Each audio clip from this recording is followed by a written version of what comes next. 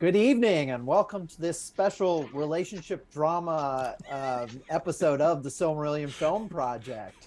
I am your co-host Dave Kale. I think I missed one or two recently, and then we've had a break, so it's been a while since folks have seen me. But fortunately, I'm here tonight, and as always, I'm joined by Corey Olson, the Tolkien professor, and Marie and Nick, our head writers. How are y'all this evening? Are you ready to really dig into this CW style Don't get me started. teen drama? Yeah, I mean it is interesting. I mean, this is if we were kind of dealing with back in episode 4, right? That was the Tenuviel episode, right? And so that was the first challenge of how do we do with montage in the forests, Beren and Luthien falling in love. That was kind of navigating the first difficult waters in trying to depict Beren and Luthien's relationship, just apart from going through the normal plot. Here, we have this really interesting interlude, and in which we're following the text, but there's a lot there. How do you, again, it's another really interesting example. Following the outline that Tolkien gives at this point. This is, of course, last time we talked about the leap of Beren and the fight with Celegorm and Curufin. And so now we're starting off with the healing of Beren by Luthien, and then them trying to decide where they're going to go, and do we have your dad's permission, and hey, should we just run away, or what should we do, and Beren sneaking off and leaving her behind, and her being like, what the heck. So this is really the episode, and again, all those things are that's exactly what happens in the book. I don't think we've changed anything about the outline for Beren and Luthien's story in this episode. I think it's following pretty much.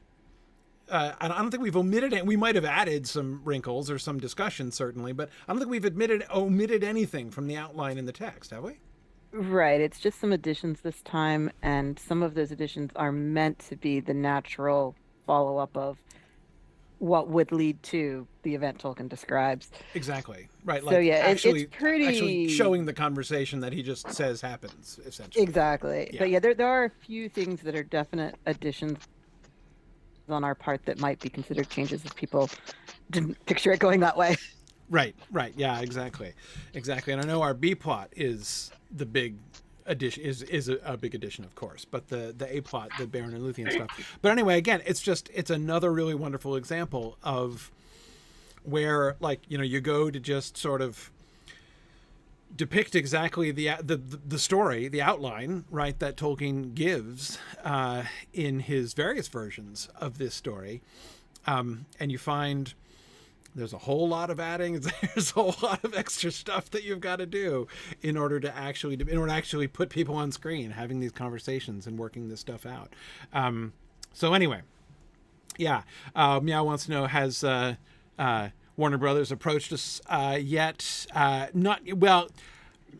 Let me just say, if they had, I would not be at liberty to say anything about it. So that's the situation. So I can neither confirm nor deny. But no, actually no. Anyway, quick announcements before we move forward. One film related thing: casting nominations are now open, so come and make nominations for casting. We don't have too many major characters who are up for casting in this season. We kind of went through and discussed those before, but we do have casting nominations open. So go to the message boards to nominate your choices for season 6 roles. There's rules there. You need to post pictures. You can only put the primary rule is the person has to have an IMDb page, right, Marie? That's the rule. Right. So actor must be alive, must have an IMDb page, and must be someone we haven't cast yet, which is getting harder and harder to keep track of as the seasons go on. So there is a list on the forums of actors who have already been cast, in case you're like, gee, is this person in some film yet? Yeah. And then from there, yeah, just to the rest of it is procedural of how to post a nomination and what information to include in your post. Yeah. Yeah, awesome. So that'll be a lot of fun. Okay, and also we have moots coming up. Our spring regional moot season has begun. We've got Sunshine Moot coming up very soon, next weekend, about 10 days from today, down near Orlando, Florida. And then Tex Moot next month. We've got Maple Moot. That's now official, and registration is open for Maple Moot, our first ever Canadian moot, located in Toronto on May 20th. And then, of course, Myth Moot, our big annual conference in Leesburg, Virginia, from the 22nd to the 25th of June. And if you're planning way ahead, we do have Middle Moot in Waterloo, Iowa coming up this fall on October 14th. There'll be other fall moots too. There's a bunch we're still sorting out for the September through November window there. But these are the ones that are coming up imminently. Very excited. I'll be in Orlando pretty soon. So anyway, this is yeah, see, Kanji says he needs to get into the whole moot planning thing, as you seem to be the only part of the country not covered. Which part is that? We may be able to hook you up. We'll see. There are fewer and fewer parts of the country all the time that are not covered, actually. One of the big... That's Pacific Northwest is the part we're looking at there. But it's funny you should mention that, because that has been our biggest hole so far. But I think the Pacific Northwest may come this fall. We have a strong lead on the Pacific Northwest for I'm not sure whether it'll be Portland or Seattle, but it'll be one of the two, I think, and possibly this fall. So we're sorting that. That's not quite announceable officially yet, but that is definitely in the works. That's been on my list, the shortest of my lists of one that I really wanted to do for quite some time. All right. Well, let us get back to our discussion. So here we are back in our normal location. So we're Beren and Luthien, where Beren is currently lying bleeding is what, between Tol Sirion and the Fens of Serech? No, because they went south. They went south from Tol Sirion. Right. They went south. So are we on the road to Brethil? Vaguely? Yeah, so that road that goes across the north of the Forest of Brethil, we're somewhere in that vicinity. Somewhere around here. Okay. Somewhere vaguely near where the word Brithiach appears on the map. Okay. Sure. But they would be to the west of the Brithiach. Right. Of the actual ford. Of the actual Brithiach. Yeah. Yeah. Right. Okay. Yeah, I just realizing I never actually asked that question of myself before. Like, where on the map does this scene, like the Baron's Leap and all that stuff, where exactly does that take place? So, okay, so we're down here-ish in order to figure that out. Okay, all right, fine. So we are in episode 9 here, so we're getting there. So there's no, sorry, I was mistaken. There's no B plot at all. We're just skipping B and going straight to C in this episode. Is that okay? That's good. Yeah, we can't give Daeron a little promotion even temporarily here. No. It depends how much storyline and how many scenes we dedicate to. I see. The plot line. And with Daeron, we have a bit of a story. Yeah. And there are some scenes, but we were stretching it to get him to have a full story. So if he's a B plot, it's only because he sings a few times to kind of fill out his role. Which is it's not insignificant. Yeah. Right. This fits. But we were pushing as much as we could with his story, and it still only took up so much screen time. Sure. Okay. No worries. All right. So let's talk about episode 9, which is, of course, not actually a filler episode. So let me just say, I like that. Not a filler episode, really. That's the working title of this episode, basically. I am forever and always open to suggestions on titles for episode titles. Yeah. Yeah, I put that in there to be silly, but the reason I was thinking like that was we have such an important action sequence in the middle of the season with the whole Tulsarian situation, and then we Yes. have Angband coming up next episode. So this really does feel like the episode where nothing happens because there's no big fight, there's no advancement of the villain plot or anything. It's just focusing on our heroes, getting them moving in the right direction. Them talking So and figuring it it's out. it's an important thing for them, but it might feel like nothing actually happened. Right, So- right. Certainly less action packed than many others, but I certainly don't think action is the only goal. You have to have a here. story, and things Yeah. need to happen, and character development is part of storytelling. It is. Oh, hang on, Nick. I think we're not getting sound from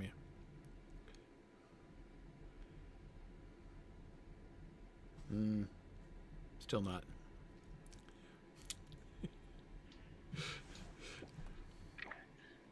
Okay, so I think I can talk to you now, but I still gotta fix this. Because I'm sure that the sound coming from that mic is not very good. The character development that's in this episode is, I think, extremely important. It's the most important character development that happens for Daeron, certainly. But also we're taking this opportunity to allow, especially Luthien, to deal with issues that she really hasn't kind of processed yet. Like she's kind of aware of the fact that Beren is mortal. But despite the fact that everybody has told her, hey, this is important, she still hasn't really thought it through yet, what that means. Mm-hmm. Right. And that's kind of what she's doing here. Yeah. I mean, I will say, I really loved the outline of this episode. I think it's beautiful. I think it works very, very well. There's a lot of real elegance to this, and that I thought it brings up really effectively a bunch of things that are, it not only brings up important issues in the sense of like, no, let's have exposition about some really important things. But it does so in a really natural way that fits in really well with this moment and the things that are going on. Like for instance, the fact that she is healing Beren with difficulty from a nearly fatal wound is a perfect time to have her contemplating his mortality and what that means and what their relationship means long term. I mean, if she's ever going to, stop to think that through a little bit more carefully, now is the perfect time to do that, much more even actually than just when she knew that he was in danger, right? Before she knew he was in danger, she knew he was going off possibly to his death. She knew that he was imprisoned, right? She had been told that.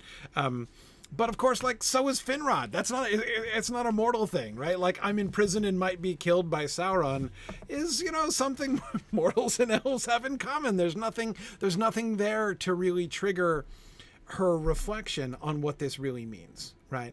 And now, of course, we just had episode before last, right? The sort of Athrobeth redux with Finrod, right, in the prison.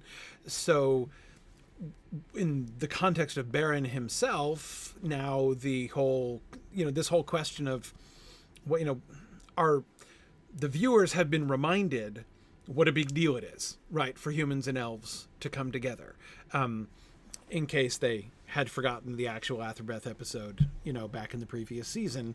But to have Luthien really coming to grips with that, that just seemed like a really, really natural moment for that to come together. And the way that then combines, I felt that her thinking through and the kind of the decisions that she was making about her as an elf coming together with a mortal man in this way, and so the way that sets up her feelings of uncertainty and betrayal when he lies to her and sneaks off, right? It made that scene, I think, even more powerful in that way, because she's kind of made this big, unilateral decision, while he's still unconscious, basically. And then after he's awake, he seems to kind of undermine. Anyway, I thought that set things up really interestingly. And then the way in which it overlays with the Daeron story, especially the music bits. I mean, you had me at like the pipe playing in the background and stuff. I love that. I thought that was. And we'll get to some of those details, I'm sure. But in general, I thought that that this episode was really, really interesting, despite the fact that nothing much actually occurs. And I assume we'll talk about the transformation, the wolf and bat thing a little bit more. We've talked about that some, I know, but my impression was that we're just kind of drawing the curtain on that almost entirely, right? Like, and now they're a wolf and a bat and don't ask any questions. It was the vague impression I got, but. Right. I mean, we did talk about this earlier with the magic, and Yeah. the general idea was that we established Thuringwethel's cloak from the very beginning of Right. Thuringwethel's storyline, Right. so that all we would have to do is hand the cloak to Luthien and have Luthien put it on and turn herself into a bat. Right. Right. And the audience won't ask a question because they've seen it happen before. And It's yes, the magic cloak. Yeah. yeah, and yes, it was Thuringwethel's, and so Luthien is tapping into Thuringwethel's magic to do this, but we don't need to show any details there of how Yeah. that's happening. With the other Haim of Dragluen, it's a little trickier in that we don't want to really show any of that, like any of it at all. Like Beren strapping the uncured hide of the werewolf to his person, or So the fact we want to try and do that thing where like you show something on screen and be like, this object exists, and then in the next scene it's in use. So the whole like here's a wolf pelt, here's Beren as a wolf, no question. So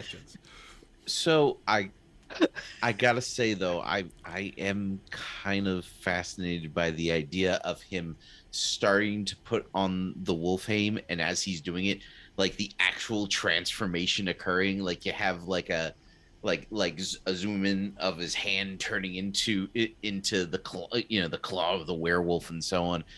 I think that could be really cool.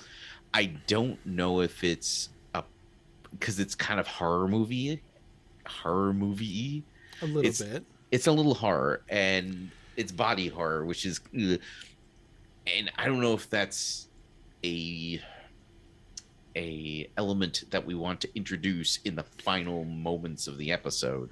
Well, my biggest problem with it would be how to do that with the correct, like, I don't know, like tone, right? While sending like, all what's of the the music correct signals. telling? What is the music telling the audience here? Yes, because normally, like the kind of the kind of transformation that you're describing sounds exactly like a standard "I'm turning into a werewolf," right? Transformation sequence. Except that's absolutely not what's happening, right? Normally, that means like either like the sort of the message, the bone cracking being in the, visually conveyed is like, yeah, the beast within me is being manifested outwardly, or someone is exerting their power upon me to twist me into an evil and a violent creature that is alien to my normal like mode, right? Like that's the kind that's normally one of those two things, right? Is normally sort of werewolf mode, but we would have to do it in such a way that what we were conveying is this is both a voluntary, benevolent, and non-character altering transformation that is and that is so alien to any kind of association that people have with those kinds of visual transformations. It'd be hard to do. So there's a couple of things. One is that we could start out with Luthien taking on the form of Thuringwethel, because I don't think that would be that's not hard. Nearly I as agree. It's not as gross. Like basically just use the same effect that we use when Thuringwethel turns into a bat Right. And Even if only because there's nobody else's body parts involved. Right. Right. Yeah. And we could do something to the effect of, she does that, and Baron's like, okay, how did you do that? And then the next shot we see is them running across the plane in the very forms that you have behind you there. But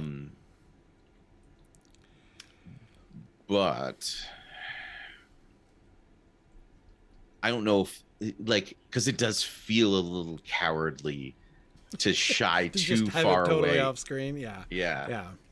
So It yeah, does. the question is if you can avoid all the things we need to avoid. And I know that when Tolkien took his first stab at this, it was all right. We're gonna sew him into the wolf pelt, and then she's gonna teach him how to walk like a wolf, wolf. and we're gonna do it that way. And clearly, he moved away from that direction as being somewhat silly. Yeah. Not the It was- storyline he was going for. It was definitely comical in the Book of Lost Tales. Which is fine. I mean, that's what it was kind of supposed to be. But Yeah. he took a step away from that, and the step away from it is don't give the details. Right. You're like, he transformed. Okay. So since we have to show everything visually, we have to choose details if we're going to show it. And I acknowledge the challenge that it would be difficult to show this kind of transformation without it looking painful and without it implying something about Beren becoming a werewolf that we are going to never come back to, because once he drops the Wolfheim in Angband next episode, he's never going to be a wolf again. He's not changed in any way. Right. It doesn't affect him. Yeah. So I'm pretty okay with just showing him randomly as a wolf and the audience going, wait, what happened there? Because in the next episode, we're going to see him come back as a human, and then the Wolfheim fall away and be like, oh, it was just a disguise all along. So disguise is the vibe we're going for. And so for disguise, you don't have a transformation, like a physical transformation. You have a putting on disguises montage, which I don't think we want either. They're not playing dress up. Right. I mean, they are, but it's not going to convey the magic that is clearly taking place. Right. And you don't want it to look like Tony Stark putting on his Iron Man armor. Yeah. Right. Well, it's and the not early just experiments with it, yeah. But the story, Marie, that you were describing earlier, the original kind of description, that seems to be a more fairy tale-esque, mythic telling of, like, if this story really happened, it surely didn't happen that way. Well, yeah, it's the whole, like, if you put the shirts on and then they lose their wings and turn back into humans again, right? From that story.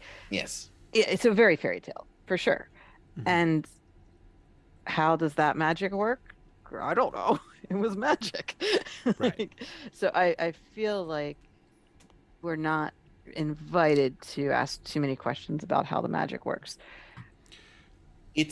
But how does the magic work is the question here. It's almost very Native American, that version of the story. Like there's definitely like I'm thinking of the boy who turned into an eagle, or like there's definitely, because like if I'm remembering how that went, essentially he was an eagle dancer, and so he had the eagle costume on, and then one day he was being chased by a bunch of other boys, and he leapt off a cliff wearing his eagle costume and literally turned into an eagle because eagles liked him. He was friends with the eagles. So I've said the word eagle too many times now. No, yeah, I hear that. So let's think about this from another perspective. What is the minimum that we do need to convey in order to avoid confusion, right? Because that we certainly don't want. Mystery is okay. Like, we don't have to explain exactly how the magic works, but we don't want people to be like, what happened? Like, Who's the wolf? Why is Draugluin back or whatever? Like, they have to at least know that it's Beren. That's the minimum thing, you know. Like, they must know that's Beren. They have to know that he's in disguise, that it's not a real transformation. It's just a disguise, and that he is unaltered by it. And they have to know that it's Luthien's magic, right? I mean, we don't even know how the magic works, but like, who's doing magic here, right? I mean, you know, Luthien, again, she's the presumptive magical figure there, but still, like, Right. So we obviously have to at least show the pelt. Like, there needs to be a pelt on screen at some point. We need to know they have Draugluin's pelt. And if we want to have Beren pick it up and in some way try to start putting it on, I'm okay with like the very beginning of that process. So if we then switch to not show him, but just to show Luthien, like, put her hand on his head or something, and then the next shot is them running across the plains, we've at least shown that Luthien did something and Beren turned into the wolf. We might not know that it's a benign transformation. Like, we might be worried about Beren at this point. right, But if it's Luthien's magic, we at least trust that it's probably okay. right. See, I don't know that us showing her putting her hand on his head and nothing, like, not at least showing the beginnings of that transformation would be enough to make it so that if the very next shot we see is them running, is that one, the one up there, I think it is for the viewers. Yeah. They would put it together, I'm sure, and Though it might be because people are not idiots, but I have an idea. Okay, your idea first. Okay, And okay, if I don't like it, then I'll tell you mine. Okay, good. All right. So, now, I'm going to explain it in a silly way, which might make it sound hokey, but like you see the shape of it, right? Here, the complication is the fact that the cloak is not Luthien's magic, right? So she's not, in fact, doing all the transformation. She first avails herself of Thuringwethel's magic, and that's why I said it's important to see where the magic comes from, right? Yeah. So what if it goes something like this? Basically, they have to say, somebody has to say out loud, like, we're gonna need a disguise, right? Like, how are we gonna be able to go in? Like, we're gonna need to be able to disguise ourselves. We could even refer back to the disguises that they had from Finrod, right, with the orc disguises, right? And so, he's like, okay, we need a disguise, and Luthien's like, wait, hang on, I've got an idea. So she goes and she takes Thuringwethel's cloak, right, and she puts it on and she turns into a bat. And Beren's like, whoa, dude, you just turned into a bat. And then she takes it off again, right, and resumes her own form. And he's like, well, okay, that's pretty cool, but what about me? Like, I don't have a cool bat cloak. And then she takes down Draugluin's pelt and says, and basically is like, let's do this instead. And she gives that to him. And then we see the two of them running as wolf and bat. He doesn't have to even transform, but the connection has been made. Like, I put on bat cloak, I turn into bat. You put on Wolfheim, you turn into wolf. And there would still be, if we didn't do anything else there would still be some doubt, like, well, if the cloak has the magic in it that turns her into a bat, does the pelt have the magic in it that turns him into a wolf? Maybe she could sing or something, or hand it to him and then start singing. So there is an element of the Haim's power. It's not just any wolf, it's the father of werewolves. Yeah. Right. So that is an element, surely, of the issue.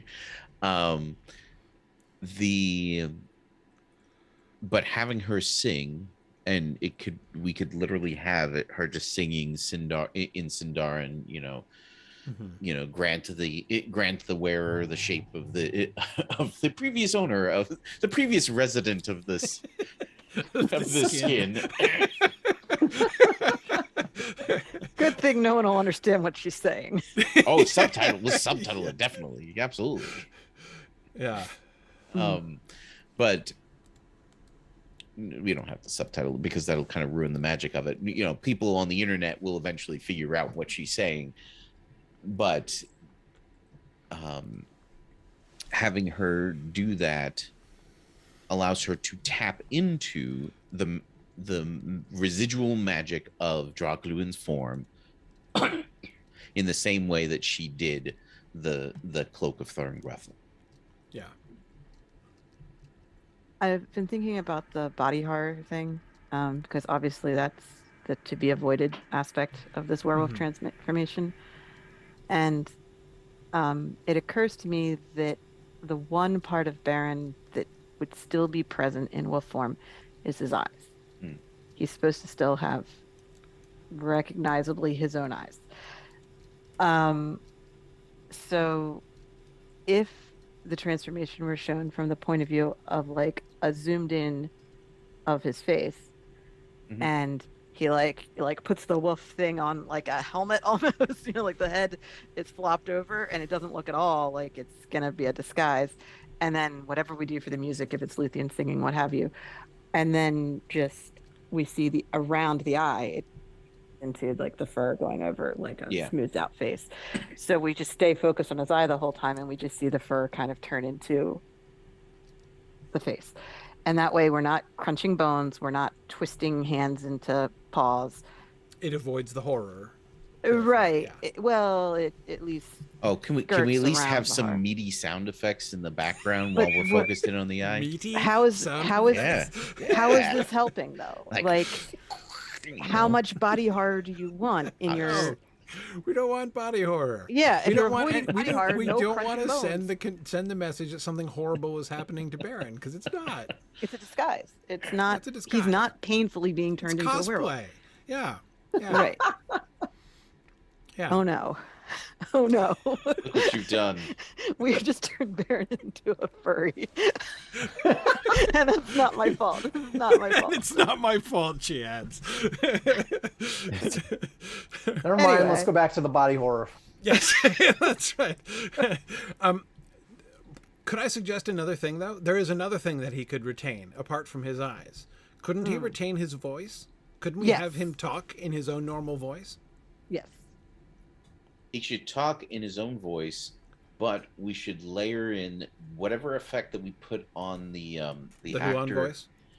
Yes, whatever effect goes on his voice can also go over Beren's voice, so that it's Beren's voice coming through a canine apparatus. Yeah. Yes. Yeah. With the addition of the dog filter. Yeah. Yeah, with the dog filter. Yeah.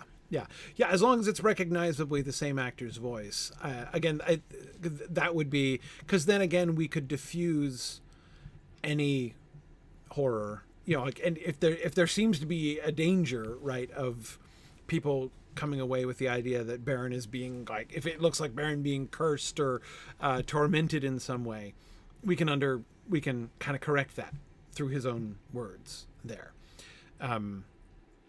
Yeah, and again, I don't think I am not. Although I am pushing for more detail than just having them appear in form and not say anything. I don't think we need to explain everything. I don't think we need to show the transformation itself. I think we can, but we do need to make sure that we've contextualized it so that they understand. There's too much, I think, left to doubt. And also, again, let's not forget, we have a precedent for this with Finrod, right? Except it's different. With Finrod, it was primarily a glamour, right? It was illusion. Right. This is a step past that. Yeah, He's this really is more turned than into skin wolf. deep, which is why there should be the dog filter in his voice, because he is actually speaking through. Right. He does not just look like a dog. He is a dog. Right. Yeah. Yeah. Yeah. Absolutely. Yeah. I think. It's interesting because really, the relationship of this moment with the entire history of the entire film werewolf tradition is really important, but really complicated, right? This needs to really be differentiated from almost every werewolf transformation. And that's going to be no matter how we do it, there's going to be some werewolf transformation or other that we are evoking, but this is very much not. And of course we're talking about the father of werewolves here. But it's right? also, the example. Like, it should also appear as if this is where the stories of humans turning into werewolves come from, is from this moment. Like, our mythology should kind of derive from that. Maybe kind of, sort of, but there's a lot about that we don't want to be doing here. So we don't want to make it the example. It would have to be really twisted around. It would have to get really twisted around before it got around to the way to werewolf was. It's like there's so much about the Luthien story that is kind of standing the Rapunzel story on its head, like over and over and over again. It happens constantly that Tolkien is saying, hey, it's Rapunzel, but not right. And this is the real story about Rapunzel.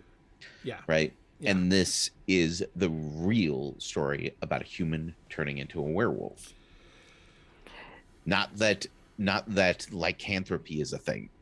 Right. But the whole thing, going back to the body horror, I cannot think of an example of a werewolf transformation on screen that isn't portrayed in such a way that it is clearly painful and a difficult ordeal that the person turning into the werewolf is going through. Yes. Like, that is 100%. It's about pain. Yeah. And what we did with Draugluin when we created him is we made it painful and involuntary. Yes. So that was where we got it, but that's not what's happening to Beren. He's apparently that's signing up for this, and it's a a disguise. He's not being painfully turned into a wolf. Somehow, this doesn't hurt. Although, if we're zoomed in on his eye, like, I feel like we should at least see some fear pass through him for a moment as the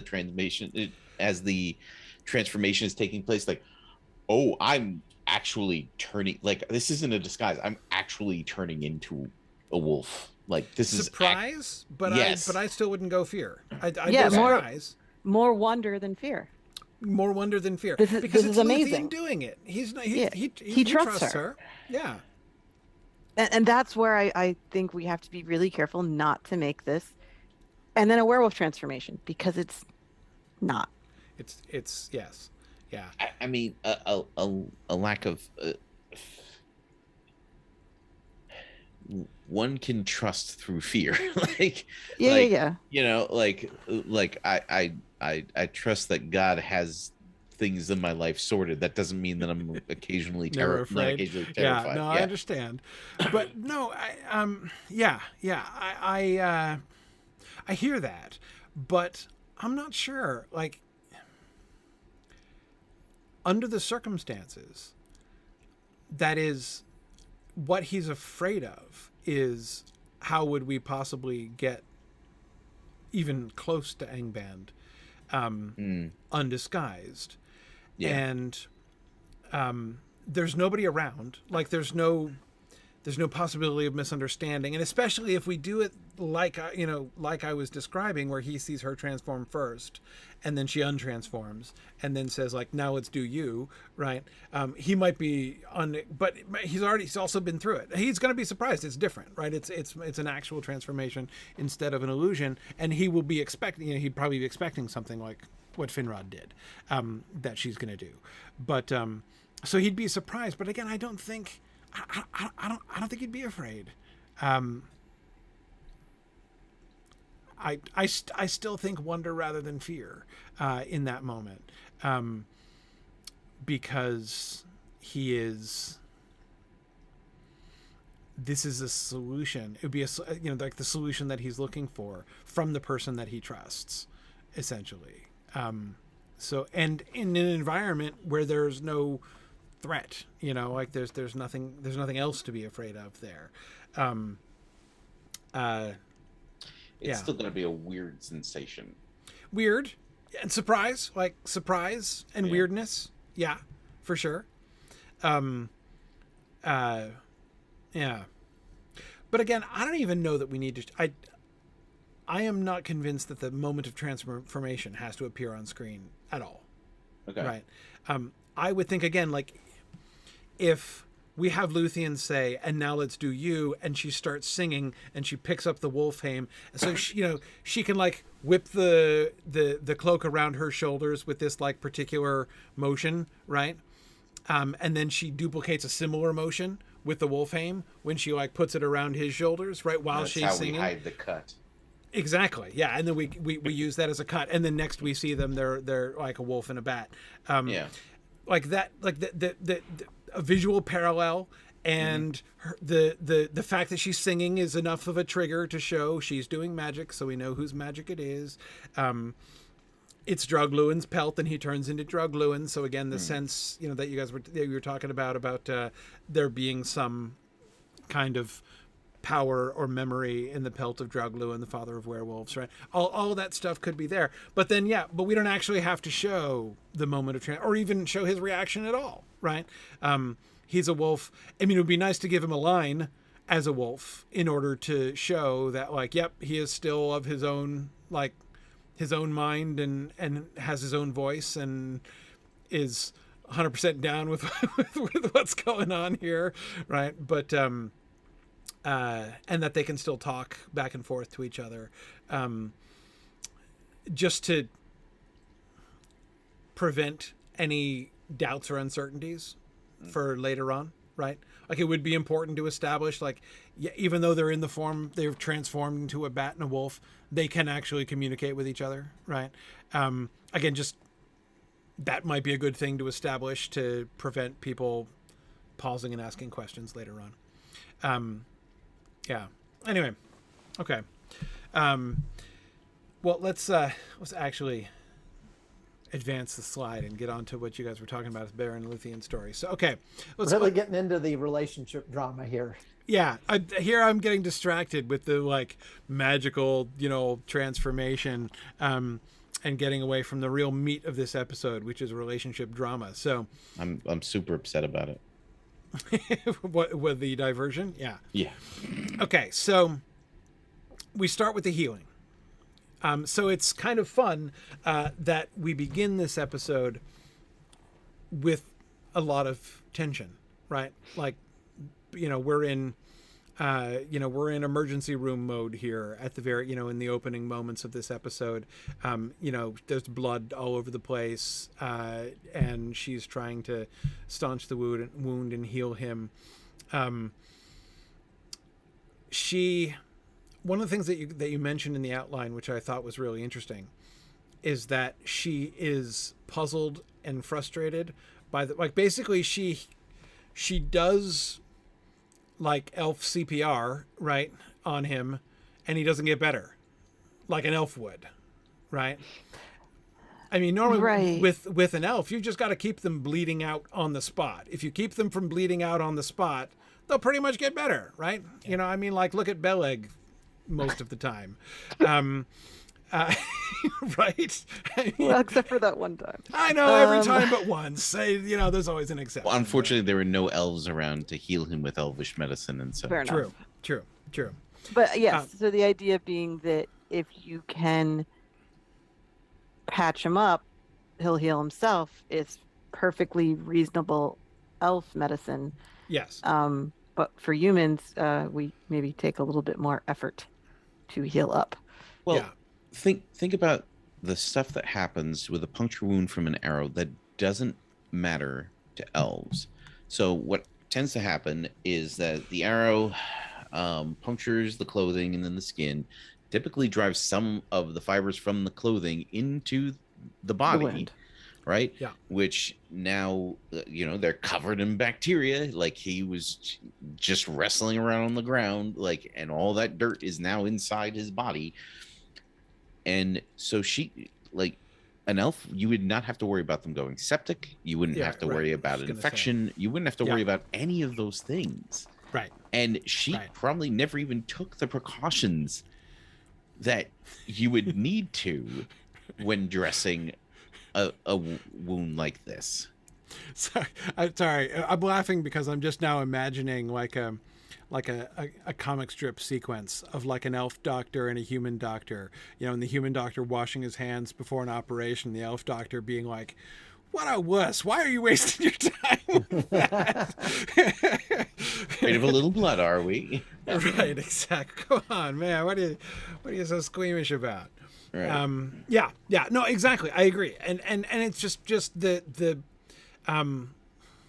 it's a really interesting way to draw attention to.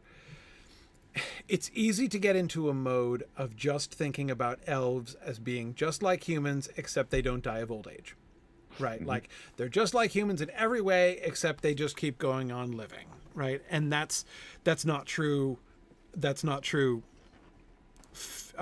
psychologically. That's not true sociologically. But that's not even true physically, of course. And so this reminder, like, yeah, hey, he and I are totally different species, right? And like everything about us works differently. I think And she isn't really one cool. of the Noldor who have been exposed to this before. Like she's lived in North. They're completely sheltered from the human thing. This understand, like if she grew up in Nargothrond, this would not be an issue. She would already know by now. Yeah. What the deal is. Right, but he's the first human she ever met. Right. And certainly exactly. the first one she's ever cared Even for. medical treatment too as well. Yeah. Right. Right. Exactly. So anyway, I think that's a really, but it's a really fun way to kind of use that initial kind of tense and exciting, she's trying to save his life, thing. And there's some, fun visual parallels that we can make of her, her kneeling above him, this time administering first aid, just as she was kneeling above him when he was lying there in the oubliette, right? So she's rescuing him again, right? So we draw the parallels of her rescuing him again. But even as the rescuing is happening, that itself raises questions for her. I really like how that works. I really like how that kind of very naturally springboards our first like relationship drama moment, where she is confronted with this fact, which I think is important to note that that's not happened for her before. I mean, she's known that he was human, right? But it's been a kind of an abstract sort of knowledge. She's here really it's one thing to be told, oh yeah, like he's mortal and he's gonna grow old and die. That's a very theoretical concern. Yeah, exactly. Now she's in the moment confronted with the fact that he's not only mortal in the sense that he's going to get old someday in the not very distant future from her point of view, but he's like all fragile and stuff. I mean, he's just fundamentally different in that way. Another thing that I really like about this is it's not an instant success for her. Mm-hmm. Like everything up until this point seems to come pretty easy to her. Even the defeat of Sauron was not that hard. Comparatively, yeah. Comparatively, yeah. To see her expending effort and being frustrated and to at least at the beginning failing at something. Mm-hmm. This is really the first time that's ever happened to her in the entire series up until this point. Yeah, she has gone from strength to strength this whole time. Yes. And then of course we have Huan being, wonderful and useful again, of course, in bringing the Athelas and helping with that. I'm assuming that that's what it is that he brings, right? Well, isn't it always? Right? Well, right. So it probably is. There was a discussion of where Athelas originally comes from. Mm-hmm. And I know that the stuff that's in Middle-earth in the Third Age was via Numenor, which presumably is from Tol Eressëa. So was it in Beleriand? And if so, who had it? And in what areas, kind of thing.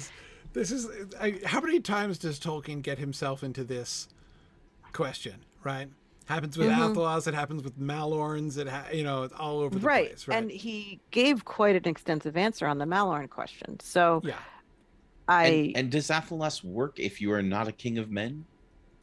Well, yeah, obviously. Oh yeah. For sure. I mean, that's just a Yeah. who knows about it situation. Yeah. Um, Also, I think that that's an area that's like a geo-locked effect in Minas Tirith. But anyway, sorry. Not Point is, Roland.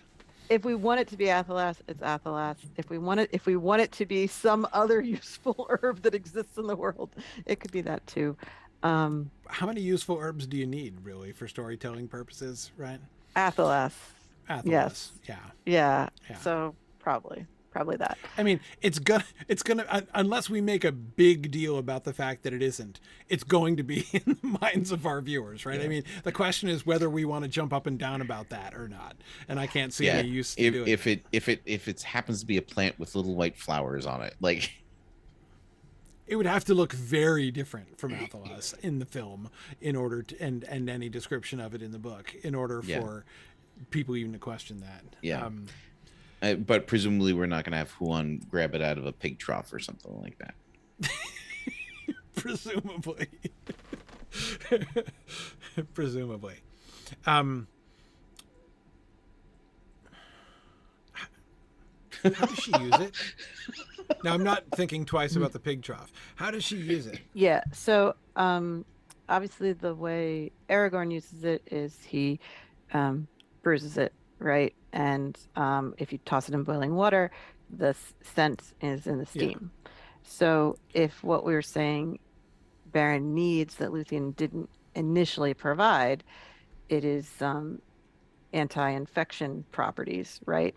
So presumably what we need to do is either make a poultice out of it or bathe the wound in hot water that has been steeped in Athelas. And that will somehow help clear up his infection issues. Mm-hmm. Something like that. So she could have made a fire or something by the time Huan comes back. Yeah, so hot water could be involved.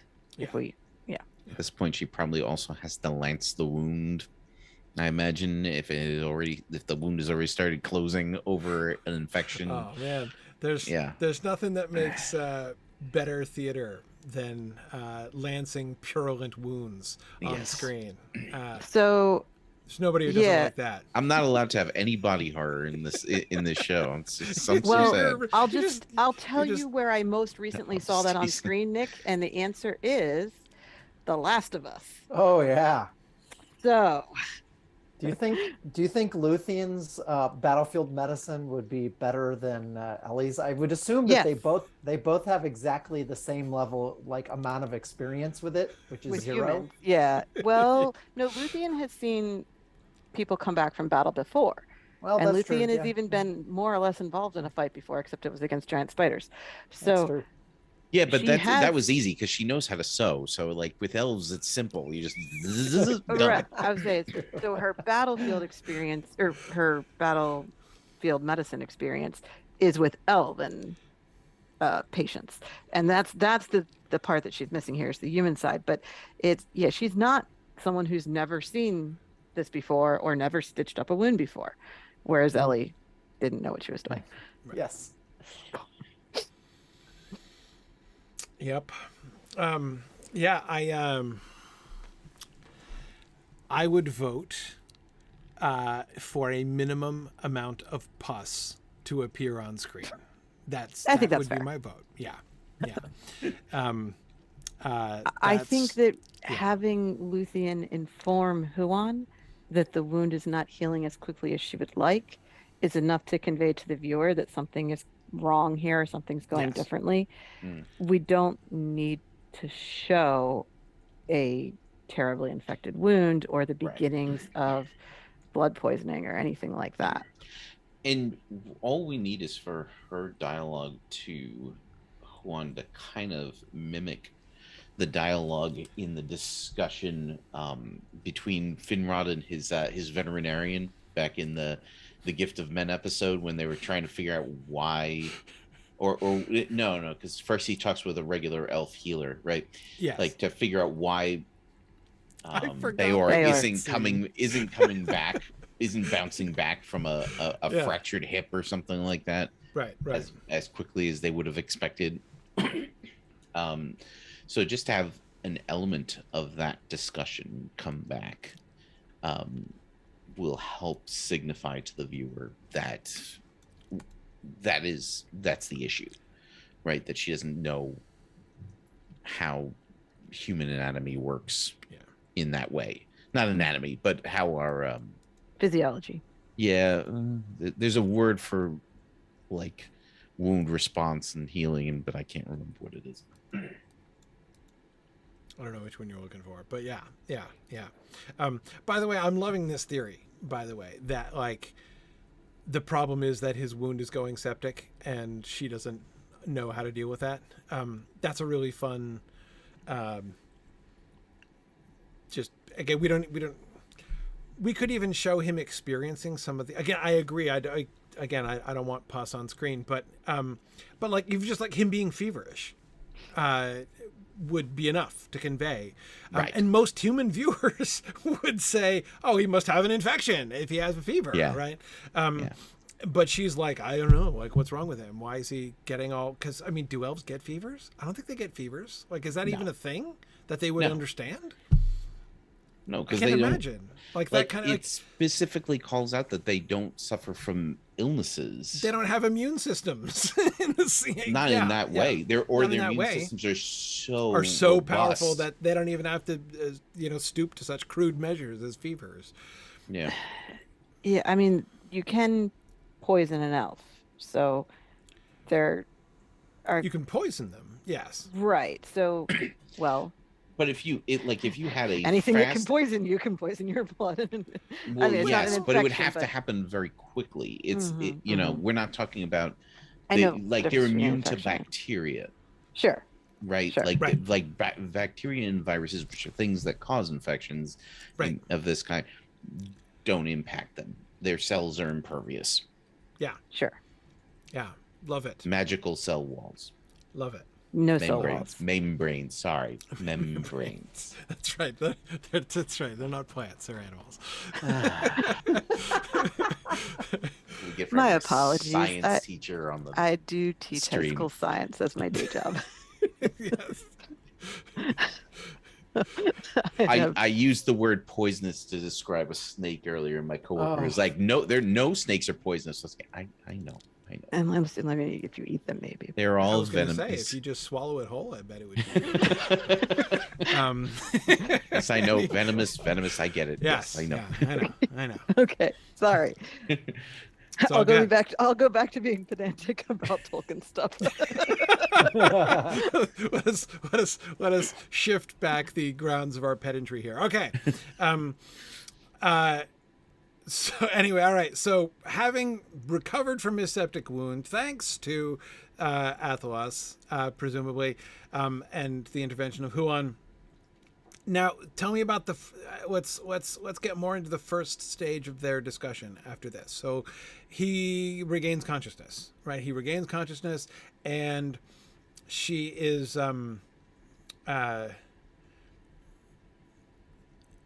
his first. Like, what's his move when he wakes up? Like, does he immediately, is his first move, I'm going to take you home to your dad and then I'm going to take off? No. No, he recognizes that he just came out of a bad illness.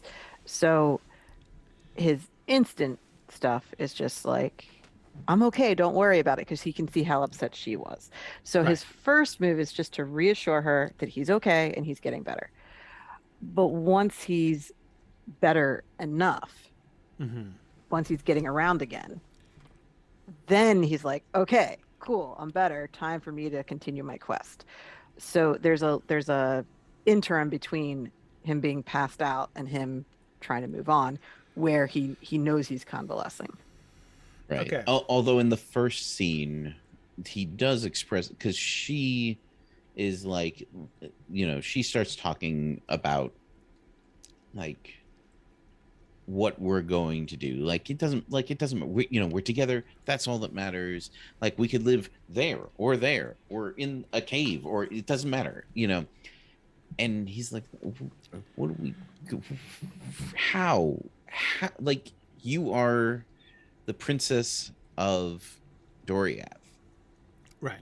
How could we possibly have a life together without your father's blessing? Somebody's going to eventually find us, which is true.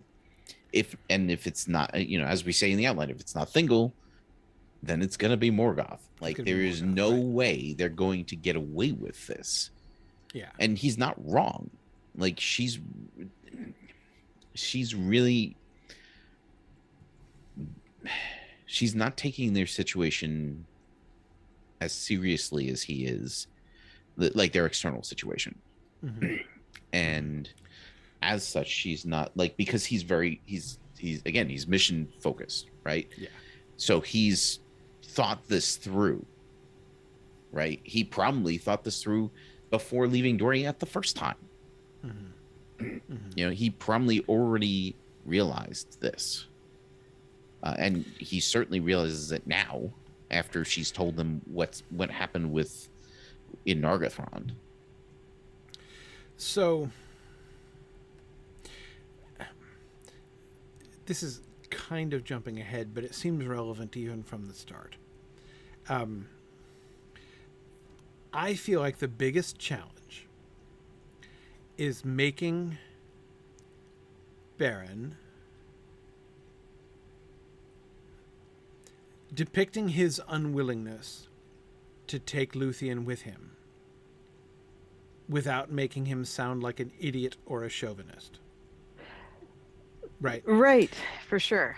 Like, one of those two things is the most obvious explanation. I mean, if he's like, well, little lady, I wouldn't want you to put yourself in danger now. I better send you home to daddy, right? While I go off and endanger my masculine self. Like, we don't want that to come across that way.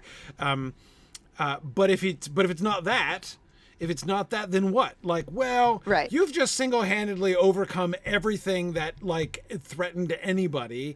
But, like, obviously you're not going to be any use moving forward. So I think I'm going to leave you behind because I'm a moron, right? Like, so, like, we don't want we have to avoid both of those things, right? Right. So how do we avoid both of those things?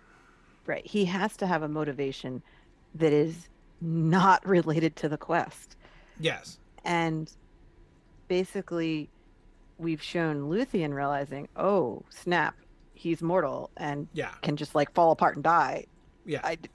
What do I do about this? Yes, he's super fragile. Yeah. Right. He's figured out the same thing, kind of, which is long term, all he's going to do is make her miserable. And Luthien is definitely better off without him. Like, look, she just came all the way out here and knocked the tower down and took on Sauron for his sake. And so he's already asked enough of her. She'll be better off back in Doriath. She can forget about him, move on with her life, and be happy there. And so is he kind of a little bit committing suicide then? Well, I don't know how he thinks he's going to actually achieve this quest. Right, well, on his own. Yeah. Right. Okay. When Finrod didn't even make it halfway there.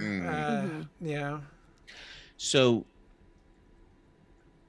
to be fair to him, there is also the sense that he, as you say, she's kind of better off without him. And if they're going to be together, it's going to be because he earned it. And the only way that happens is if he fulfills the condition that needs to be met for them to be together without all the problems that he mentioned earlier, right? All the stuff that he was talking about earlier that should theoretically go away if he did somehow miraculously show up with a Silmaril, right? But he is aware of the fact. So if he fails, which seems likely, then he didn't deserve her anyway. Yeah. So in the Oubliettes, when he and Finrod were having Athrobeth Redux, right? They were talking about fate then, as I recall. That was a big issue, right? This seems to me like the best prospect just following Nick exactly what you were saying. If he basically says to himself, like, okay, so it is either my fate to get the Silmaril or not. If it is my fate to get the Silmaril, then I shall get the Silmaril, howsoever unlikely it looks. If it Yes. is not my fate to get the Silmaril, then obviously I shouldn't be with Luthien. So she's better off without me. So I'm going to leave her behind, and I'm going to go, not because I think it increases my odds of success to leave her No. behind, because it obviously does not.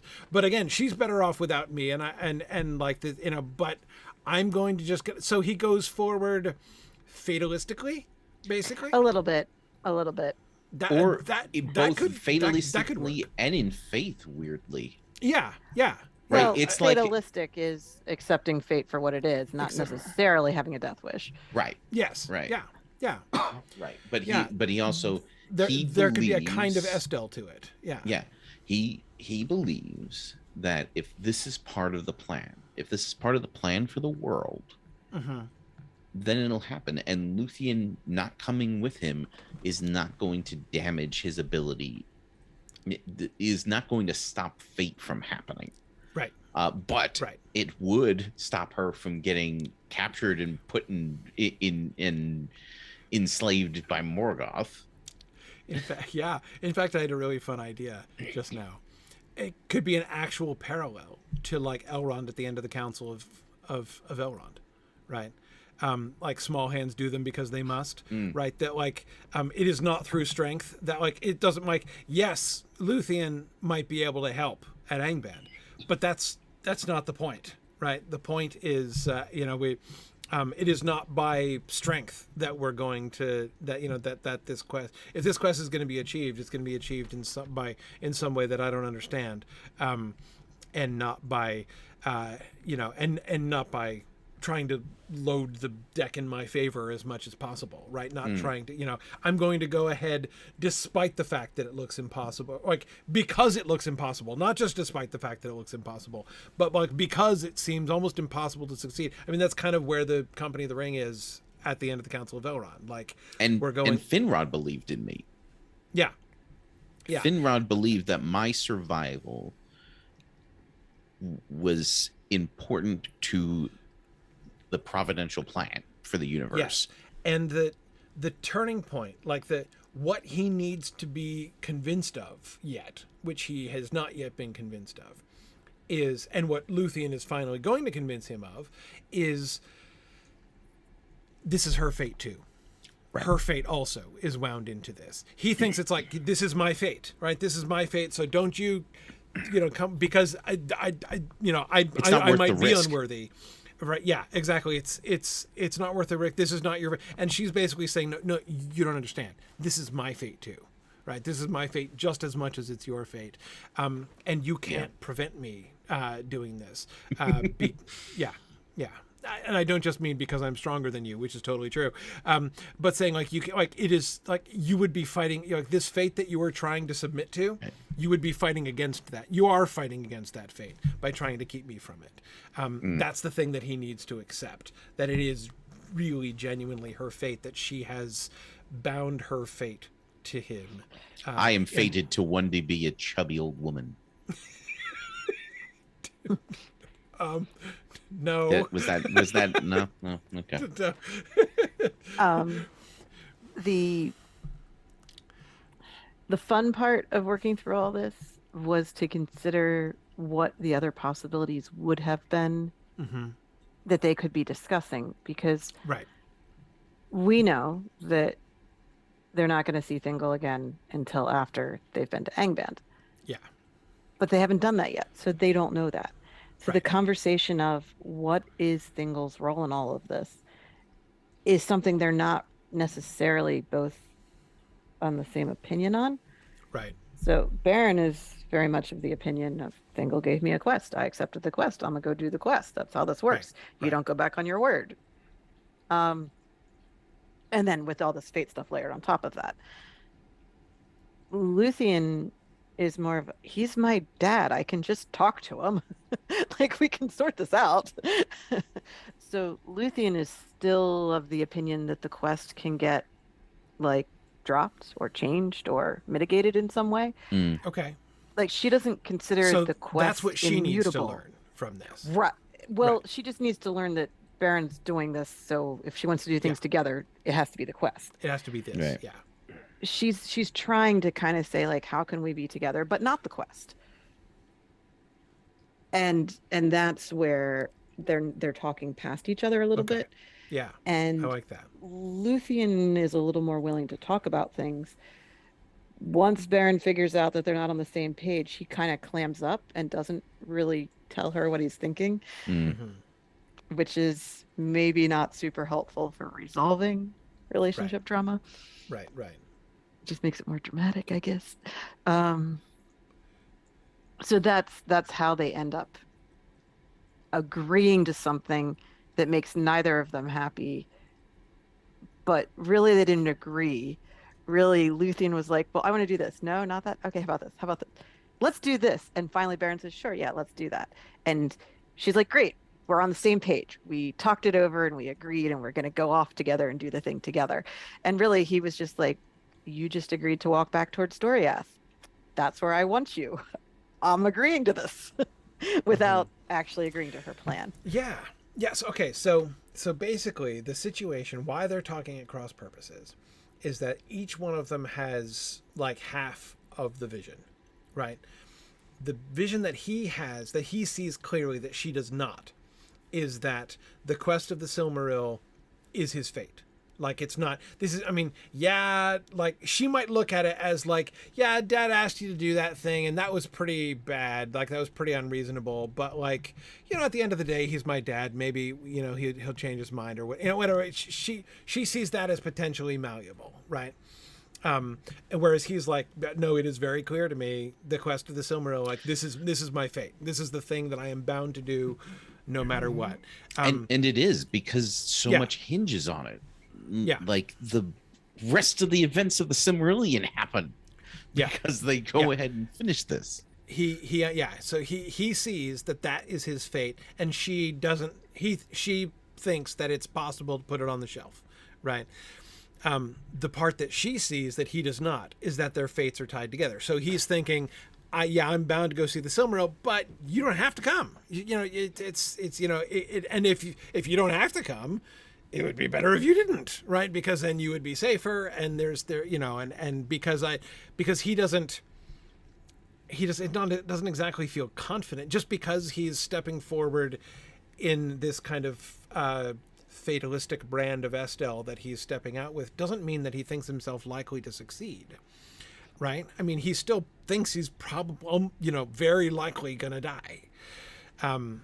But right, whatever reason the universe has for wanting him to do this, he's not clear on the outcome, and he's not.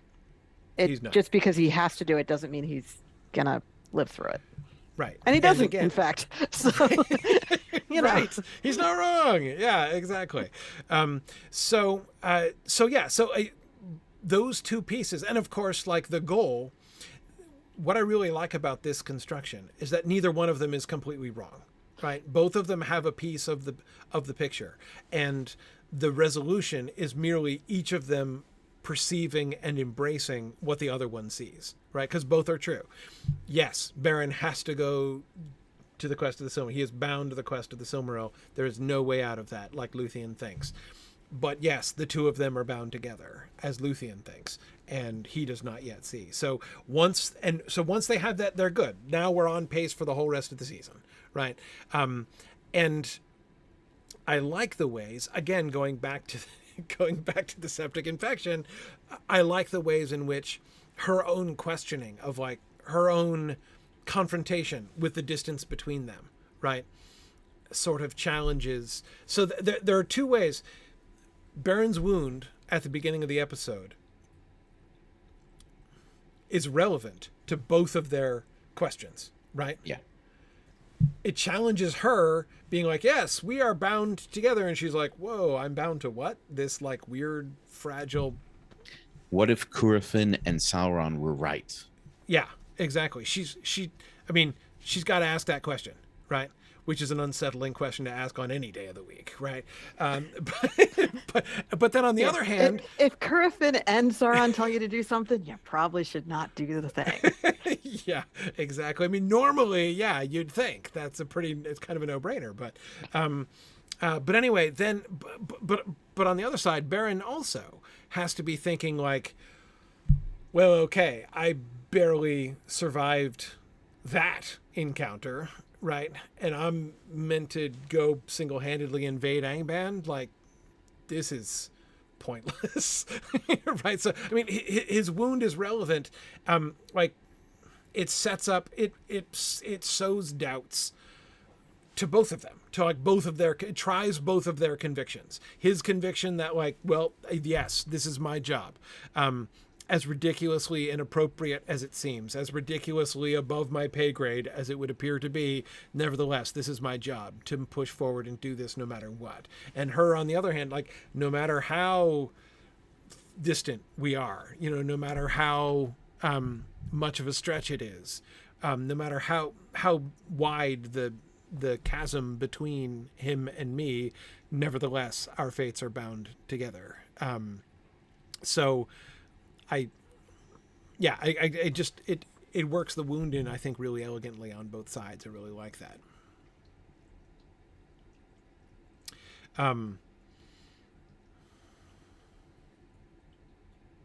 Okay. Speaking of working things in, should we go to working in Daeron? Mm-hmm. I mean, unless we want to, like, I think that we resolved everything that Me too. need to be resolved there. I love answering every question and solving every problem. Let's move on. Sounds great. Okay, so Here's the Tell me- storyline we invented. okay, yeah, I here's the love storyline it. we invented. This is one of my favorite things from this season, by the way. I love it, but let me work. So my only difficulties with it, there's mostly I love this. I had some questions about the framework of it, like who's going where and how exactly does that work. So, where's Beleg going? So we start out the storyline at Tulsirian. Yeah. So Beleg and his group had come to Talangarhath and found what was left, allowing them to pick up some items that were left behind and Yep. take care of some little plot points, but also realizing that Luthien was here and they need to go find her now. Right. Okay. So problem number one that needs to be overcome somehow.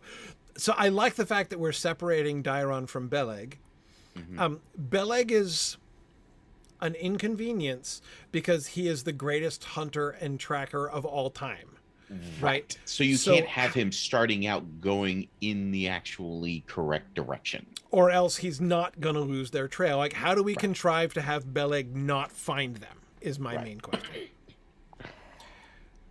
Good question. Because I think we sent Mablung north, right? And Beleg's the one we sent back to Doriath eventually. Mablung goes to Hithlum. Mm-hmm. Yes. And Beleg is reporting back to Doriath, I thought. Okay, so yes, and he is sending either that or he's taking. So Mablung has a relationship with is more of the like front facing diplomacy guy with Celeborn, right? So that's why he's going to meet with the people of Hithlum, because maybe Beren and Luthien went there, and that's going to be a sticky situation. So let's handle that with some TLC. Totally agree that Mablung is like the representative of the king. Right. Yeah. Right. Beleg, I think, is taking command of the garrison. I think is what's happening here, and searching the immediate area. Whereas they're basically sending Daeron home by way of Brethil. Sure, maybe she went home. Because they're kind of patronizing him. A little bit. He's they brought him along to humor him. I mean, Daeron is respected on his own ground, Right. but This isn't. not. This isn't. But This not is on not this his own ground. ground. Yeah, Yeah. Right. This is Right. if there were, a song to be written about this, he'd be the first one they'd go to. Oh, But of when it's course. time for action, he's out of his depth. Right. So having him, and he's like, you think that she went home? That doesn't sound right. But okay. Like the basic idea that Daeron goes in the right direction and Beleg goes in the wrong direction. I love that general concept, right? And that his superior knowledge of Luthien and assessment of her actions leads him right where the others make false assumptions, which therefore lead them wrong. We just have to show how Beleg's false assumptions lead him in the completely wrong direction. The problem is, like, once we get him to Tulsirian, I mean, their trail is there. Like, he'd pick up their trail. How does he not pick up their trail? How does Beleg, of all people, not pick up their trail?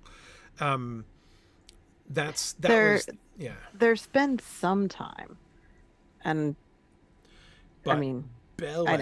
I know.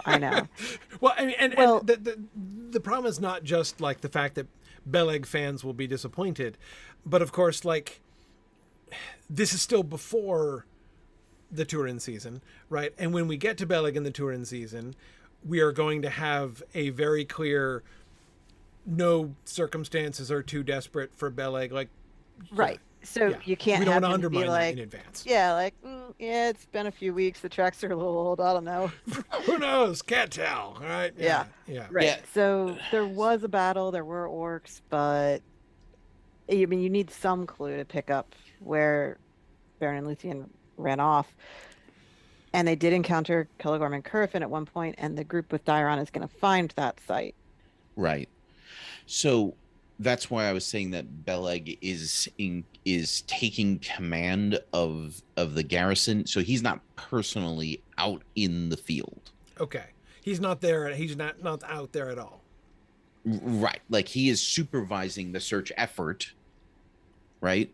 Like, he's got his map with the search grid, right? And he's like making all the smart choices. Like, okay, we need to send people here. Right. Right. It happens to be Daeron's group that actually, because I don't think that Beleg thought that she was just going to go home either. Right. That's exactly. Yeah. But of course, even this requires explanation. Like, yes, King Thingol, I am personally the greatest hunter and tracker, but I'm not going to look for her myself, right? That takes some explanation, right? Why on earth wouldn't he? Well, with Mablung gone, he is the ranking person to be Well, taking the command. other solution is we can send Beleg up north and let Mablung have the garrison. And that requires a little less explanation, because if Beleg is literally not there and no ground that Beleg covers is part of ground that Beren and Luthien covered, we don't have to worry about him missing a sign of which way they went. Right.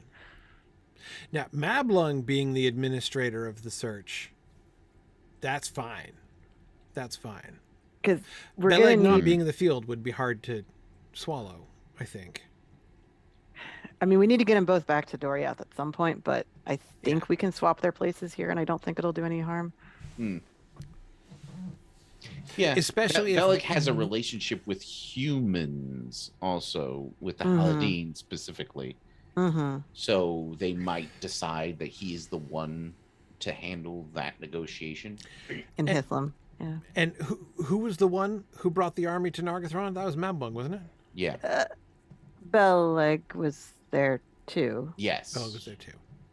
No. We have Beleg and Daeron joining Mablung at okay. Tulsirian. Okay. Okay. So it's So Mablung's if army. Mablung was Yeah. the one who took the army south, then then he can have the garrison at Tulsirian. it would make the more sense. Then Okay. the other thing is, like, if we could have sent Beleg north prior to this whole moment, so that he's not even available. I mean, again, there's it's still always like, the opportunity to go talk to Círdan on the coast. You know, you can always Bring go him- do that at any point in time in a story. If we need a character Yeah. to not be somewhere, they can go we visit can send him Círdan. to Círdan. Yeah. Yeah, Círdan is like a holding cell for But inconvenient Sindar. having Mablung send send Beleg to Hithlum makes a certain amount of sense, because again, that's a delicate situation. Like, if they're hiding them, we need to be able to figure that out without aggravating anybody. Mm-hmm. Right, because their goal is not to start a war here. Yeah, like they've already kind of towed that line as it was. Right. At Nargothrond, yeah. At Right. Nargothrond. Yeah, exactly. Right. Okay, so yeah, as long as I just want to make sure we have to be careful not to I undermine also want to. Beleg's ability. Yeah. Right, we want to preserve it. Yeah. And the story here requires that Daeron have an insight that no one else have. Yep. So let's just get Beleg off the board so that it's not an issue. Yeah, that would be the easiest solution, I think, by far. So, without Beleg, then Daeron's group, I was having a hard time following their motions, their movements. So they yeah. start at Tolsirion. They started Tolsirion. They're heading back towards Doriath. So Right. again, there's that road north of the Forest of Brethel that crosses at Brithiac. They're kind of meandering along that direction. Okay, right. The ambush in which they all get destroyed is going to happen near Brithiac. So Daeron's team is going to get ambushed. Yes. Yeah. Without him, he's already So he's Right. ditched them. separated. Yes. I'm trying to find the place where that happens. All right, around the Dry River. So Yeah. Daeron sets out from Tolsirion, and they're like, okay, yeah, we're headed back to Doriath. We're looking for tracks for Luthien. He decides himself that Luthien is definitely headed towards Angband, not Doriath. I don't care what this trail says, because they do kind of pick up evidence that they are on the trail of Beren and Luthien, and they in fact are. Right. But he's like, I don't care what the evidence tells me. This isn't the where she's Luthien gonna I be know. going. Yeah. Right. Exactly. Right. And before she even knows that that's where she's going, he knows that that's where she's going. I love that. I love that. Yeah. No one in the group agrees with him. So rather than trying to convince the group, which was his initial plan, he's like, well, fine, I'll go find her. Because Daeron's not in charge of this group. I mean, nobody would put Daeron in charge of a team in the field. Right. He's just with them, and they don't listen to him or agree with him, so he does his own thing. Right. And fortuitously for him, because the whole group's not going to make it, we maybe accidentally killed off this search party. Right. Yeah. For reasons. But the general idea there is, so around the Dry River, Daeron is going to break off and head north. And he has to try to figure out which way Luthien would have gone to get to Angband. And he thinks that, okay, if the trail was headed this direction from Tolsirion, well, she's not taken the Fens of Serach route. Maybe she's going to go through the pass of Anak and into Dorthonion and across. I mean, Beren's from Dorthonion. Maybe he knows a good way through there. And sure. Yeah. Maybe that's what they're up to, whatever. So his thought is, that's the only way this makes any sense, is they were going to Angband via this other route. And so he's going to follow that path and pick up their trail. So he's going to the pass of Anak. And this, of course, is what has him under the Chrysaegrim the whole time and in Eagle Country. Yes. Yeah. Basically, we need Daeron to go hang out with some eagles, and we had to come up with a plot line that put him there. Yep. So hopefully it doesn't seem too contrived, but that's... No, I like it. That's what we're doing. I think that works. And the parallel that gets established increasingly between Beren and Daeron was really fun. Mm-hmm. Of course, that parallel really comes to crisis, right? When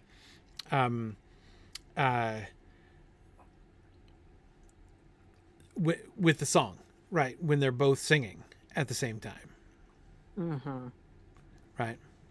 The idea of Daeron piping and having that pipe music overlay and accompany Beren's song, I think is really fun. That is,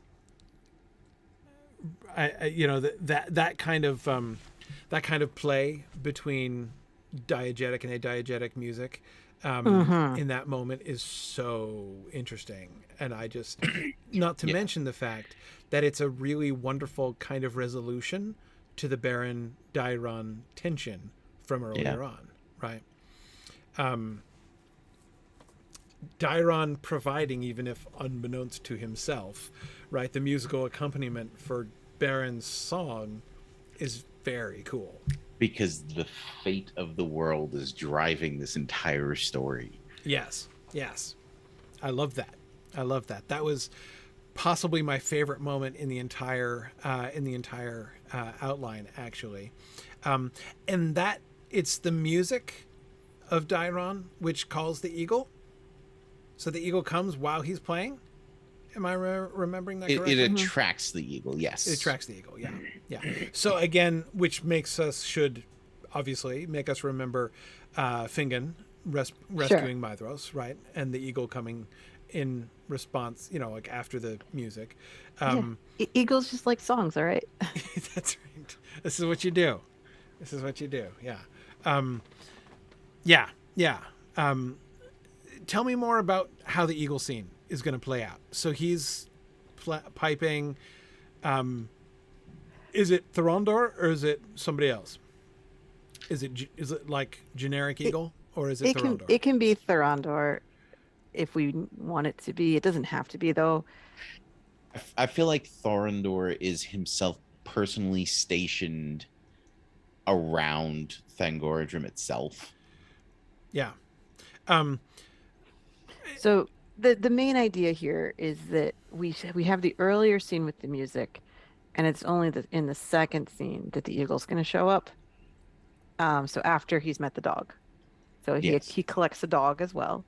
Beren's dog. Working up to the dog. Love the dog. Yeah, I've been waiting for the dog to come back, and I did not expect it to be Daeron. That was fun. Right. So we did promise a better fate for this dog than for the previously appearing dogs in Silmfilm, and this is the happy fate: is that Beren's abandoned puppy, who was a dog, not a puppy, but is now found by Daeron in the wilderness and adopted by him.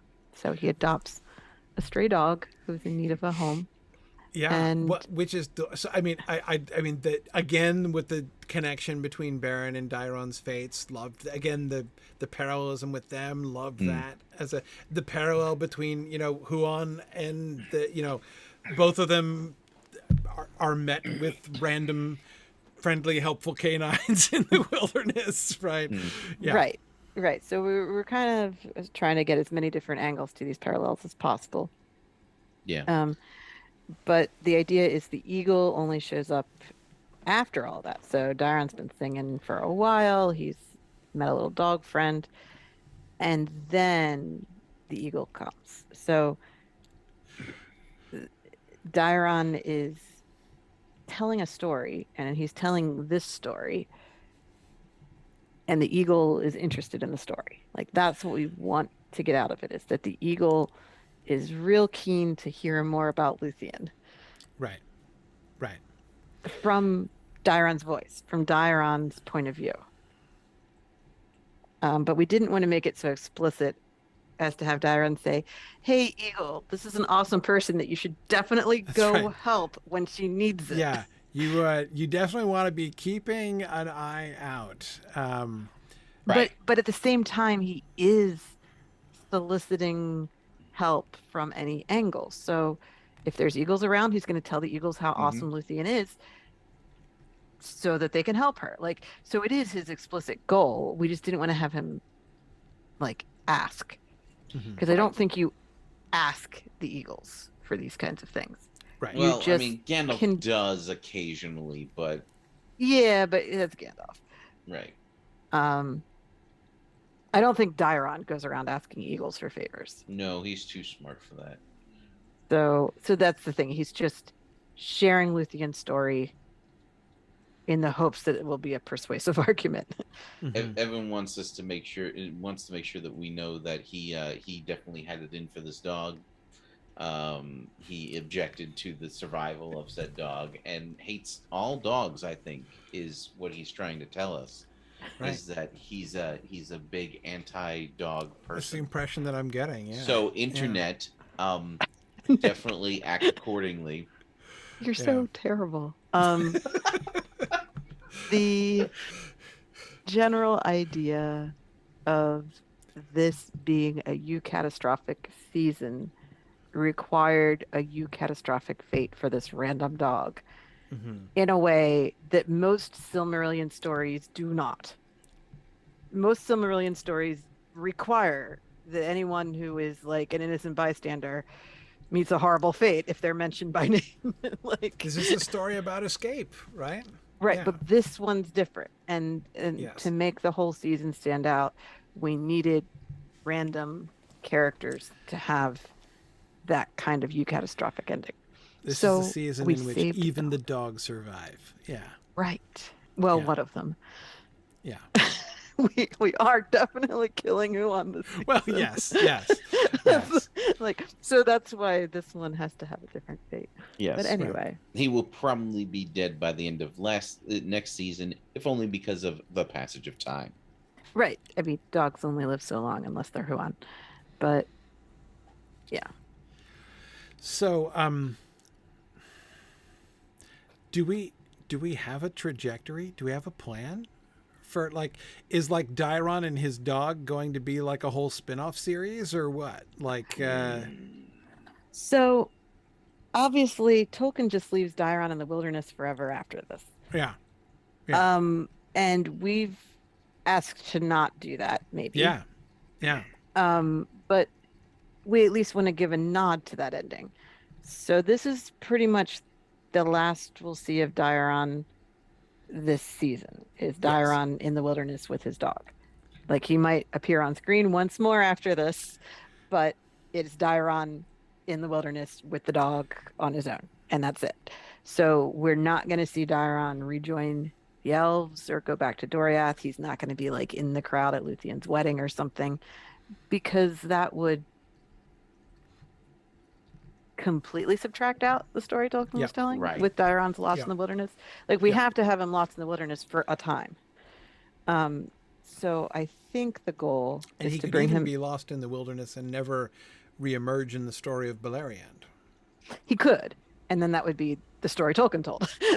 Right. Like, what if we send him over the mountains? And Although I do really like the idea of him rescuing the children that escaped from Menegroth after the kinslaying. Oh, the one that Kelegorm's servants leave in the woods to starve. Yes. it's like the island of unwanted toys, right? Yeah. We're gonna collect together all the characters that we don't know what happened to them, and they're all And gonna then go they're gonna off go hang out with the what I mean is- Ent together Yeah, no, what I mean is with the like Ent wives, exactly. Yeah, everybody. the Yeah. heirs of Beren Bingo. and Luthien, their descendants.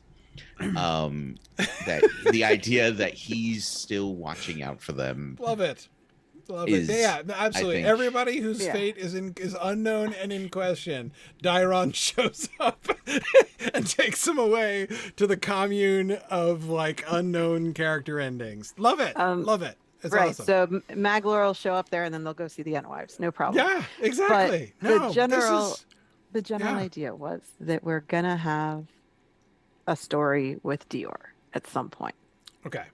So Dior is gonna start in Tolgalen and eventually have to come to Doriath. Don't know what we're doing with that yet, but we're gonna do something, and we may want to bring Daeron back at that point, either as a mentor figure for Dior or somehow be involved in bringing Dior into Doriath after the death of Thingol, or something. Mhm. Also, if we put Daeron back in Doriath at some point, we have a named character to kill off in Doriath for the 2 sacks of Doriath, where we're going to just have to kill everybody who lives there at some point, including Right. small children. But Right. Well, I'm thinking of like him rescuing Elwing, for example, like Elwing showing can get up, rescued. like, Yeah. and I would say to have him show up specifically to do that rather than Just be there. yes, So we can tell a story. The point is, we will have stories to tell with both Doriath and with Dior specifically as a character and Nimloth as a character. So if Daeron ties back into that story somehow, that's where he would reappear. He would reemerge in that time frame. Yeah. If desired. If we get to that and no one has any interest or use of Daeron, we can leave him out in the woods forever, just like Tolkien did. Yeah, and I agree. There is going to come a time when we're going to need named characters to kill off. And Daeron doing something for Luthien's descendants would fit his storyline. So it's true. That's the main reason to think Yeah. of him in connection Yeah. with Dior Agreed. and with Elwing and such. Agreed. So we'll see. He's available for later, though. That's available. how we're leaving him Okay. this season. It's All right. available at a later time. Love it. Based on what we want to do. Love it. Yeah. Okay. Now this is excellent. Okay. Very good. Other things. So there will be the obvious plot link with the Eagles, right? Like we're tipping off the Eagles to the fact that Luthien is probably headed towards Angband, so they may or may not be on the lookout for her around there. So it will be, that will have the effect of making the rescue of Beren and Luthien by Eagle at the gates of Angband seem less wholly, I mean, it won't be any less catastrophic, but it will, I mean, like, just because we know that Aragorn is heading south, with the army of the dead, does not make his arrival at Pelennor Field in the nick of time any less catastrophic, right? Just so, Correct. the fact that the Eagles have been tipped off doesn't make their arrival less catastrophic when they come, but it But does less make out it of nowhere less for the serendipitous. audience. Yeah, Yeah. exactly. And that was the idea, is that with a TV audience, if you haven't shown them something all season and then it shows up to save the day, it feels like you forgot about eagles and just threw them in at the end because you're like, oh, right, there was an eagle here. So Right. this is to let the audience know that, no, we did not, in fact, forget about the eagles. We know Yeah. about them. Yeah, I like that. And Okay. again, to give the eagles their motivation. The audience doesn't get to know why the eagles rescue Beren and Luthien without a narrator telling you, well, it's because this is an important story and that's why the eagles are here. it still This is. That's still why. Yeah. That's still So why. now, Yeah. so now we're giving Daeron the role of that narration to Yes. Yeah. tell the eagles. And the Eagles will know about Luthien, right? Oh, It's sure. not like they won't ever heard of her before. Like Right. The point is, so in The other words, news like is that what she's doing the Silmaril quest thing because she loves someone, yes, not because she suddenly decided she likes Silmarils or something, Right. which the sort of tragedy of the whole situation. Yeah, he'd be. They would get that from his song, but the point is, my point, which is very simple, is just everybody has heard of Luthien. They're going to know that she's a really big deal, but what they will not have heard is that she's on a, 2-person quest to Angband, right? right. That's the and news. That's the news, and the Eagles. There's every reason to think that the Eagles would think that news alone to be a really big deal, right? Like that they would be, and also they would have heard about Beren too. Like the whole he's the friends of the animals thing sounds like something that would have worked its way up the, bestial grapevine to them as well, possibly. I mean, Yeah. it's true the eagles are right there next to Darthonian. It's hard to think that the outlaws wouldn't have been news to the eagles as well. Yeah. And especially when Thurin Gwethel did her intensive sweep of Dorthonion and had her vampires all over the place. Surely the eagles were paying attention to that as well. Not enough to save Tarnailuin, though, so they weren't spying on the outlaws. They just had heard of them, I guess. Right. Right. Yeah. No, I would think that they would be informed about that, and it would have heard and respect Beren. And the reason I mentioned the animal friendship thing is I know that, like, you know, the eagles aren't just animals like the other animals that are friends with Beren. But I'm thinking about Radagast. Radagast is friends with the animals and has a really good relationship with the eagles, and that doesn't Sure. seem to be an accident, right? I mean, they seem to respect Radagast. And the thing that Radagast is famous for, according to Gandalf, is that he's friends with all the animals, right? So, I mean, that seems to be part of the picture with Radagast Sure. and the eagles, and so therefore it would seem logical to kind of make that connection that they would have heard of and respect Beren, in part because of what the story leads us to believe is quite an unusual and remarkable character trait in him, which is his friendship with the animals. But anyway, okay, so they obviously know Luthien. They will have heard of Beren. They're very interested in the idea of the quest. They will believe Daeron, right? Unlike the rest of the Sindar, right, who are not believing Daeron about what's going on here. And that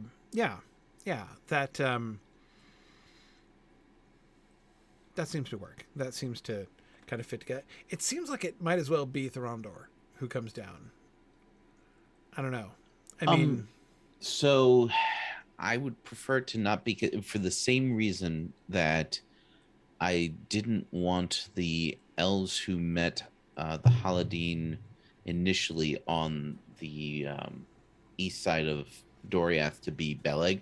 Like, okay. You shouldn't run into Thorondor every time that you could possibly run into Thorondor. Okay. And every time that you run into an eagle should not actually be the Lord of all eagles. Right? That would seem, I think, more convenient. Yeah. Than Marie, do you have an opinion of what are the names of the other eagles who rescue Beren and Luthien? Well, are you asking if it's Gwaihir and Landroval? Yes. I mean, why wouldn't it be, right? That's where I am. Just see, that would be testing the better waters in my there. opinion. Like to introduce Gwaihir? at least the Sure. the visual of Gwaihir here would be nice. Yeah, and that can imply that if Gwaihir's the one who was convinced that this is a mission they should take on, he went and told Thorondor about it, and they had a little eagle discussion, and then that's what we see happen in the next episode. Yeah, no, I think this would be great to introduce Gwaihir. By the way, you realize what this means, however, long term? We have to do something about Thorondor. I know, but we have the War of Wrath at the end of the first I assume age. it's right. It's And either he's Calagon going to the die in Black. the War of Wrath, And or Calagon he's the Black and Calagon is the gonna- Black, right? That's kind of Yeah. exactly what I was thinking too. And Calagon the Black kills Thorondor. That's so like, oof, like that's Metal, gonna right? like people are gonna be horrified. Yeah, Because Tolkien never kills off the eagles in his stories, except that he totally did. He just didn't do it on screen for us. yeah. No, I think that's how we introduce Calagon the Black. I think that's how we introduce the winged dragons, right? And then Calagon is have them come in and kill Thorondor. Yeah, Which would make it seem pretty hopeless from there on out. You're like, oh, well, now what? Yeah. That's Now it. what That's do you it. do? It's over. That's Arendelle, done. But It's yeah. I think I think we can take this one to the bank. Yeah. Anyway, sorry. But no, Okay, this is so there. The little dog survived. the dogs, This episode. Thorondor will survive yet for a long time. Yeah. That's but I'm just saying, if Thorondor is the only named eagle we get in the first stage, and then later on in the third age we're getting Gwaihir, then anything could have happened. Like they could die of old age, and this could be a successor or something. But if Gwaihir and Landroval are there in the first stage, there has to be a reason why Thorondor isn't still there in the third, right? And right. So it just it obviously, that is the fact that we have to dispose of Thorondor somehow is a corollary to including Gwaihir, which I think we totally should do. Yeah, and considering the first age is 500 years long, and we wanted Thorondor at the beginning and now and later, I wouldn't want him to die of old age sometime during the second age. it Yeah. would feel That would very be lame. contrived. Yeah. Well, no, just the only contrived, other- like oh, he suddenly got old. right. Right. Like, but what? Gwaihir doesn't, like, Yeah, it just- 5,000 yeah. years later. Yeah. Yeah. So Um, if now, I mean that I do realize that means Gwaihir is like at least 6,000 years old, but so is Galadriel, so it's fine. It's all good. Yeah. Yeah, it's all good. Yeah, I think I love it. I love it. No, I mean the only other good fate for Thorondor would just be to have him choose to leave Middle-earth at the end of after the War True. of Wrath. But True. But come on, and Calagon, right? That was where Yeah. I thought that was all going. Totally. So glad we're on the same page about all these things. It does make is it easier. Fantastic. That is fantastic. Okay, good. And that's kind of Huan. So we did most of the Huan stuff. He doesn't speak in this. Yes, he does. No, he does. This is his second speech in this episode. This is when he gives them advice. Yeah. And his speech ends with and what you meet at the gate, I will also meet later on. Right. Thing. So basically what the speech that we give to Huan, and like it's got to be the most high pressure moments of screenwriting in the entire season, right? Is like writing Huan's three speeches. Anyway, it's kind of a big deal. But Huan's second speech here, he should be the one to like bridge the gap, right? He points out the two, like he affirms the truth that each one of them perceives and leads, so having him be the one who steps in and prevents them from continuing to be thinking at cross purposes the way that they are makes a lot of sense. And we have Luthien be the decision maker to the, hey, we need to figure this out. But Huan's the one who had the insight. And Beren does betray her. So I didn't want her to just get over it really fast. Right. And be like, it's okay that you left me and didn't talk about all this. Right. Let's go to Angband together. So that's part of what the massacre of the elves is for, is to give Luthien some things to think about. And they're Beren was right about these things, but he's wrong about what needs to happen overall. So that's where she decides that just because he left me doesn't mean we can't be together, and goes to talk to him about that. Okay. And and again, having Huan's intervention be the thing that settles stuff, so she doesn't have to just get over it spontaneously and be okay with it, right? He can show them how, like, both of them are right, both of them have part of the picture, and they're not understanding what the other is seeing, and so both of them can I think that that making him really pivotal to that seems to make a lot of sense. Okay.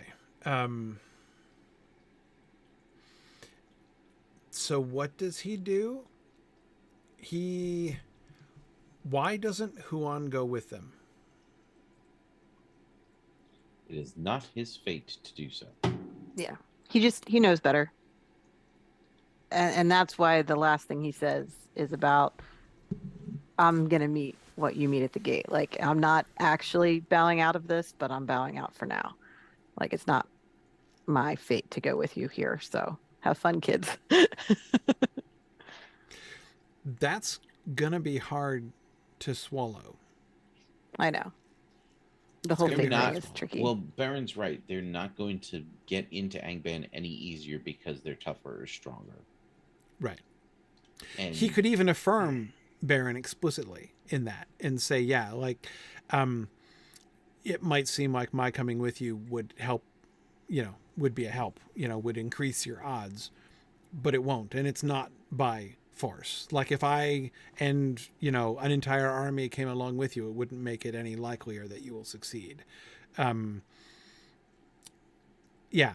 again, the parallel. Bringing Huan along would be like bringing Glorfindel along on the Quest of the Ring, right? Seems like it would be obviously helpful to have Glorfindel along, but Elrond is actively like, actually, no, let's sandbag this as much as possible because that's not how it's supposed to work. It is not by strength. Yeah. And that's why they get away with this thing with the fate, is that Beren and Luthien love each other, and that's why they're doing this quest, and the fate of the world is tied into it. Huan recognizes that he might care very deeply for Beren and Luthien, but he's not part of that. Yeah. So he's not trying to make himself part of that. Right. Like, this is their story. They need to go do their thing. Yeah. So he doesn't go because he's wise and he sees further than either one of them, which is why he's able to reconcile them and help them to understand. He sees the whole where they only see a part, and part of that, one of the things that he sees in seeing the whole is that him being with them would not help them, and that it isn't his fate to do so.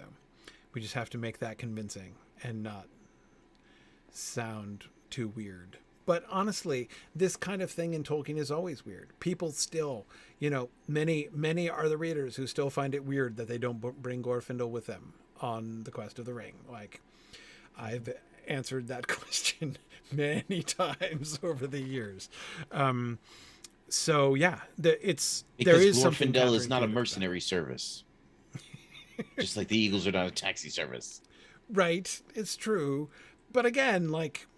Here it's even more like he's committed to them. Like, he left Celegorm for these people, right? Yeah. And so for him to be like, but anyway, bye now, see ya.